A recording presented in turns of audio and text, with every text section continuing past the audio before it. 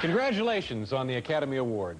Thank you. Now, here's the question you're sick of. Was it as big a thrill or bigger thrill this time than it was in '76? Well, 2 is better than none, much better than none, little better than 1. Not as good as 3, right? Yeah. But for most people, 1 is a career. You can die a happy man. You've proven to the world your talent. Why should I die? No, I didn't. No. But you know what I mean. I would think that 2 ought to really give you an extremely good feeling about what you're doing. Well, I would say it's better than the other way around. Yeah, yes, it is true. You know? Did you, now it seems to me that your speech that evening was truncated, short, brief. Well, we were instructed, you know, they gave us instructions, you know, what you can say, you can't say, and that you have to say it in 45 seconds. Yeah. Right? And at 30 seconds, first slowly, a red light starts blinking, and then faster. And you don't think about anything else but the red light, which you can see in the corner of your eye, you know. So it was sort of, well, you know, you can't win, you know, because people complain whatever you do. If you let the show go, it runs for 4 hours, right? Yeah. But you have so many wonderful spontaneous, you know, awkwardness is there. You know, this way, everything was so tight and everything, and you lose that spontaneity. You do it in 3 hours, you can go to bed in New York at midnight, right? Yeah. But, you know, that's one thing if you win an award for best catered lunch or something. But you're, you know, the director of the best director. That's a big award. Oh, yeah. You would think that you could allow yourself some liberties and just go nuts there. Well, you know, everyone who is up there standing and accepting a statuette thinks that he or she is the most important around whom the whole evening is, you know, built. Yeah. So that's normal. What did you do after the telecast? I wouldn't talk about it. Nah, come on. No, because we were so many, you know, we were nominated in 11 categories, and several categories have several people, you know, like sound has 5 people, you know, so we were like, and wives and husbands, you know, 25 people, so... Who was nominated in wives category again? That's a good question.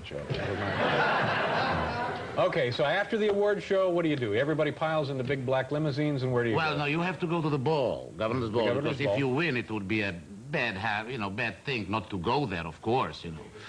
And if you lose, you would be considered a bad sport not to go there. Yeah. So everybody's there, you know, trying to smile and be nice. But were you able to, at any point that night, to have an actual celebration where you actually unwound and... Yeah, but it was already so late and everybody was so drunk that I don't remember anybody.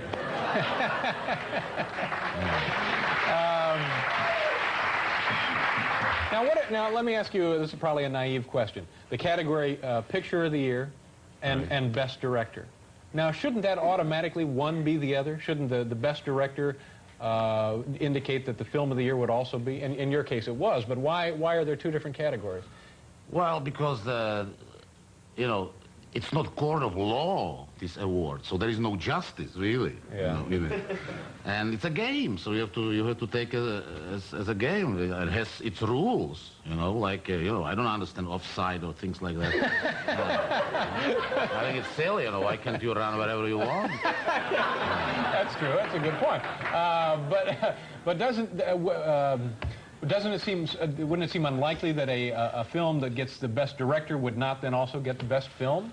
Well, not necessarily, because, you know, sometimes, and it's not, you know, this is really interesting, because I was traveling with the film, promoting film practically all over the world, and everywhere they are telling me, listen, you know, it's all fixed, right? No, tell me, you know, it's all politics and manipulated. Yeah. And it's not. No. It's not, but it's emotional.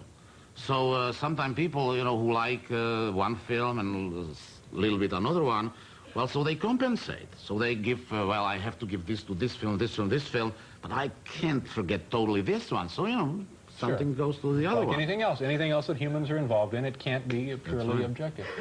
We're doing a commercial, and then we'll come back more with Miloš Forman.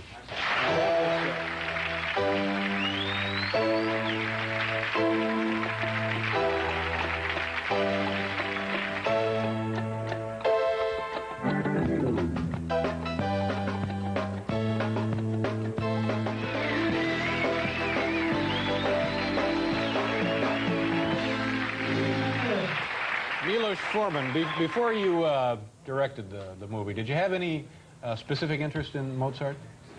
Not exactly, really, you know, as much as anybody here in the audience, you know. What they tell you at school, right, that he was a blonde angel sitting on a marble pedestal, you know, behaving nicely, as the parents want you to behave, right? Right. So, you know, when I saw the play, Peter Schaffer's play, and then when I read Mozart's letters, it was such a shock. Did you go to the play with the notion in mind that one day it would be a film project that you'd like to be a part of, or was this just a coincidence? No, it was a total coincidence. As a matter of fact, I didn't know even what I'm going to see, because I was in London, and my friend, Mr. Lance, called me if I want to go in the theater, and I had some people in the room. I didn't ask him what to see. I said, sure, yeah, let's go. And that was my luck. Because if he told me that's what he told me in the taxi, you know, I would probably find an excuse not to go. Yeah. It's about Mozart, because I saw about 2 or 3, you know, films or plays, biographies of musicians, composers. They are the most boring films, you know, ever made.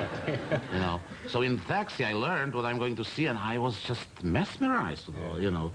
And as a matter of fact, in the intermission, I told, you know, my friend, you know, if the play will continue with the same power in the second half, that could be a movie. Were there things that you came to learn about Mozart that were not included in the film, or you did not see in the play?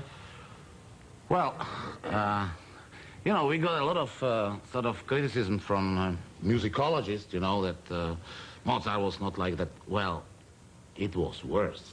He was worse than depicted? Yeah. And, in what regard? Well, in what regard? Like, we avoided, for example, certain aspects, like he was a gambler, he was at his end of his life, he was an alcoholic, you know, and he turned everybody against himself. Yeah. He was his own biggest enemy, you know, like, it's absolutely true what you see in the film. When he died, this giant of music was less than 10 people walking behind the coffin.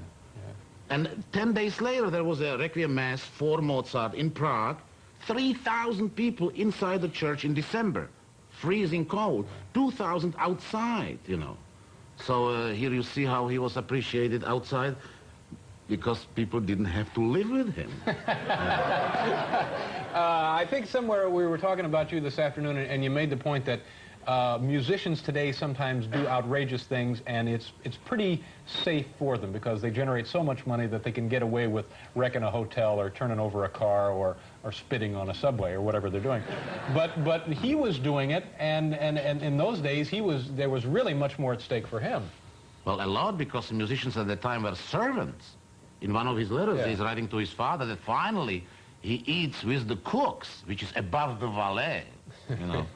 And, you know, he couldn't marry anybody whom he wanted without the permission of the employer. He couldn't travel without the permission of the employer. So, you know, when he stood up against, and there's absolutely authentic dialogue in the film, you know, to the emperor, when the emperor said that there's too many notes in Abduction from Seraglio, and he said, what do you mean, Your Majesty? It's as many, not more nor less than it's required. Yeah. That took a courage to say it. That could end his career right there, you know. Today, right, you know, if they wreck the hotel, they can buy it with the owner. Yeah. Let me do another commercial here, Miloš, and then we'll be right back, folks.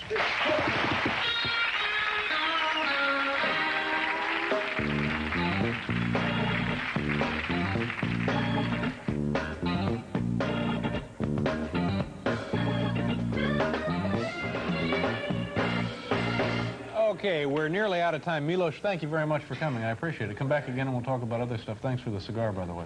Oh, very welcome. That was very nice of you. Oh, good. We like to encourage the guests to bring gifts if we can.